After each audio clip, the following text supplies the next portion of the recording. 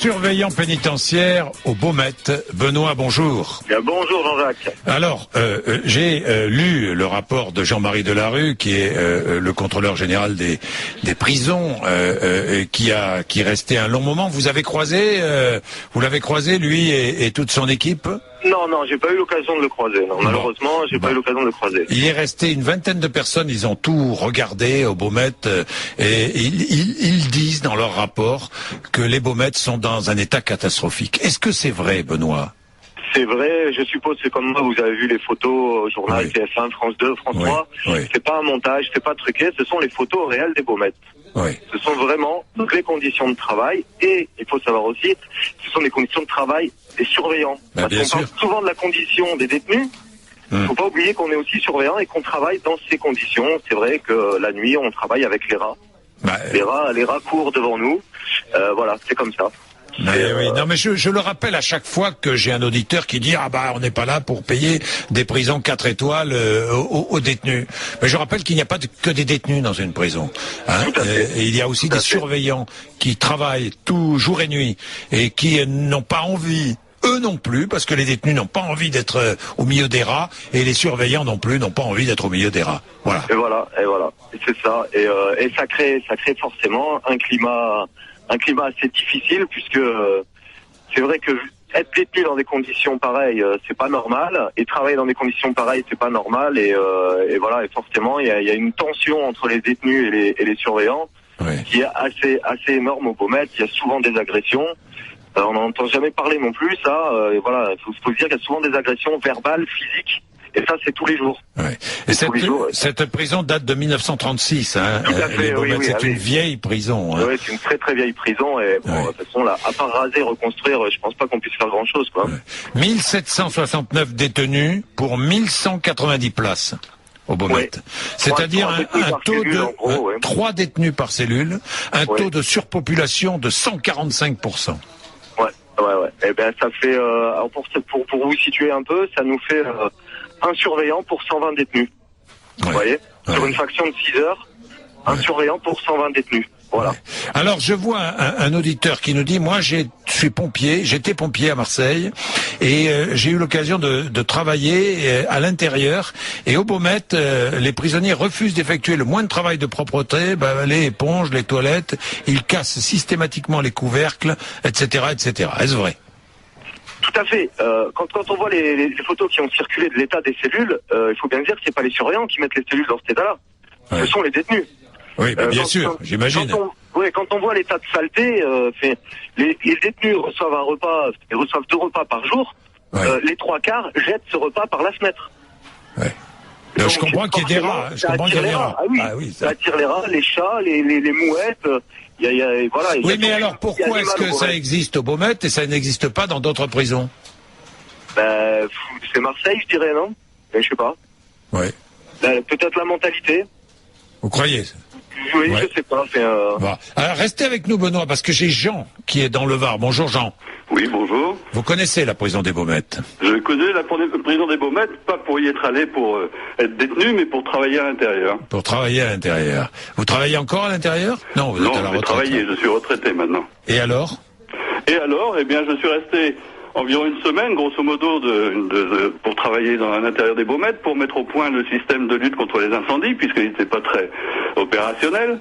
Et comment dirais-je, à cette occasion-là, j'ai eu l'occasion de circuler dans tous les étages, dans toutes les cellules et autour des bâtiments, en faisant très très attention, parce que, comme me disait le sous-directeur de l'époque, faites attention parce que vous risquez de recevoir ce qui est en train de traîner par terre, c'est-à-dire que sur une largeur de 4 ou 5 mètres à peu près, il y avait entre 20 et 25 cm de détritus par terre.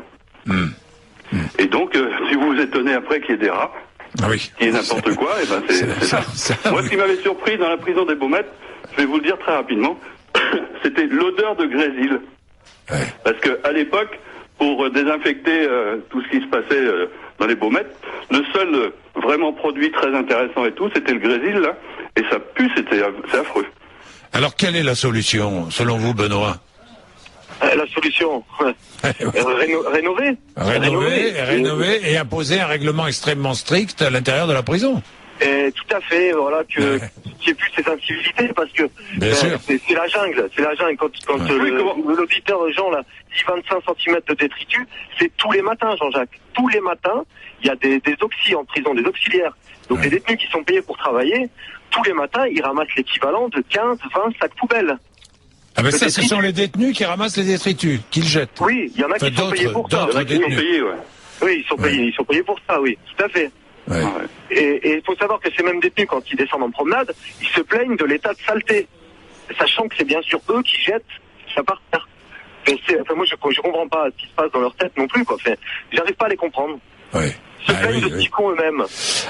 Alors, que dites-vous à nos auditeurs? Tiens, je vais demander à Jean et Benoît. J'ai Patrick de Nice qui nous dit, je tombe de ma chaise. Tout à l'heure, un auditeur qui se plaint de la prison et des conditions de vie. Un mec qui vend de la drogue peut-être à des enfants et plusieurs fois incarcérés. Il faut voir les prisons dans d'autres pays. Voilà ce que nous dit Patrick. Et j'ai un autre Patrick qui nous dit, peut-être une idée très simpliste, si les prisons sont si inconfortables, si on faisait tout pour ne pas y aller. Ça, on est d'accord, Patrick, mais vous n'aurez jamais de société sans condamné et sans prison. Hein. Ça n'existe pas. Il n'y a aucun pays au monde où il n'y a pas de prison. Malheureusement, heureusement, mais c'est comme ça. Hein. Ouais. Oui. Et je voudrais juste rajouter aussi que je n'ai pas le chiffre en tête. Il faut savoir qu'il y a quand même un grand nombre de détenus qui sont récidivistes, multirécidivistes. Ils s'y plaisent au Beaumet, hein. Moi je dis. Et qu'est-ce que vous voulez faire? Qu'est-ce que vous voulez demander à des gens qui sont détenus et qui n'ont envie de rien faire, qui n'ont une seule idée, c'est tout casser. Tout casser à l'intérieur de leur cellule pour dire, vous voyez un peu, c'est insalubre, c'est dégueulasse. Tout jeter par les fenêtres pour dire, vous voyez, c'est dégueulasse, il y a des rats, il y a des chats, il y a tout ce que vous voulez, comme on disait tout à l'heure. Et vous allez faire quoi? Vous allez prendre des sanctions? Qu'est-ce que vous allez prendre comme sanctions? Ils sont déjà en prison. Oui, ça c'est pas faux. Vous leur demandez de nettoyer leurs cellules, passer une éponge sur les murs parce que les types, alors moi je l'ai vu, j'ai des détenus qui m'ont craché au pied, donc ils crachent dans leurs cellules.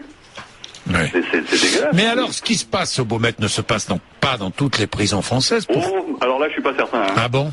Je suis pas certain parce que j'étais dans la marine pour comment dirais-je, ça m'est arrivé d'aller visiter la prison de Rennes, des détenus militaires qui étaient détenus dans la prison de Rennes, dans celle de Toulon. Je peux vous assurer que c'est du kiff au même. C'est pareil. J'ai j'ai trouvé au Beaumet ce que j'avais trouvé à Rennes et à Toulon. Hein. Ouais, après, ce qu'il y a, c'est que les Baumettes, ça date de 1936, une très très vieille prison. Donc, en plus de la saleté, il y a la vétusté. C'est ce que dit Jean-Marie Delarue. Il dit que il y a des fuites d'eau partout. Oui, il y a des fuites d'eau partout. Les douches à l'étage, c'est insalubre. C'est pareil. Il y a des fuites. Quand il pleut, il pleut dehors et il pleut aussi dans les Baumettes. Ça passe à travers le toit, quoi. Faut le savoir. Hein. Ouais, évidemment. Ouais. Donc, évidemment, tout ça ne contribue pas à ramener le calme. Hein. Tout à fait. Évidemment. C'est vrai que les sont particuliers, hein. Il y a des escaliers partout, les sous-sols où il se trouvent les cuisines et des choses comme ça, je sais pas si elles s'y trouvent toujours, mais enfin, les cuisines se trouvaient au sous-sol, là, c'était pas le pied. Hein. Oui, ça j'imagine. J'imagine la situation. Bien, d'ailleurs nous pourrions aller faire une matinée au Beaumet, ça serait peut-être pas si idiot. On avait déjà fait une matinée à Villefranche-sur-Saône, je me souviens, la maison d'arrêt, mais qui était une maison d'arrêt bien tenue, mais Beaumet, ça serait peut-être pas mal que nous y allions.